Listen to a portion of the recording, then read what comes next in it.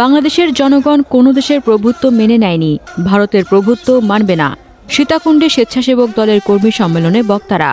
সীতাকুণ্ড থেকে রিয়াজউদ্দিন মাসুমের পাঠানো তথ্য ও ভিডিও চিত্রে দেখুন বিস্তারিত। চট্টগ্রাম সীতাকুণ্ডে স্বেচ্ছাসেবক দলের কর্মী সম্মেলনে বক্তারা বলেন, বাংলাদেশ জনগণ কোনো দেশের প্রভুত্ব মেনে নেয়নি, ভারতের প্রভুত্ব মানবে না। বাংলাদেশ নিয়ে কোনো ষড়যন্ত্র করতে চাইলে তা স্বেচ্ছাসেবক দলের নেতাকর্মীরা প্রতিহত করবেন।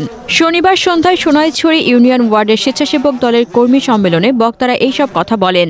বক্তারা সকল নেতাকর্মীকে ঐক্যবদ্ধ থেকে দল ও দেশকে এগিয়ে নেওয়ার জন্য আহ্বান জানান। ওয়ার্ড সভাপতি জানে আলমের সভাপতিত্বে প্রধান অতিথি ছিলেন চট্টগ্রাম উত্তর জেলা স্বেচ্ছাসেবক দলের সাবেক সভাপতি মোহাম্মদ মুরসালিন। প্রধান বক্তা ছিলেন ইউনিয়ন বিএনপির সভাপতি নুরুদ্দিন জাহাঙ্গীর চৌধুরী।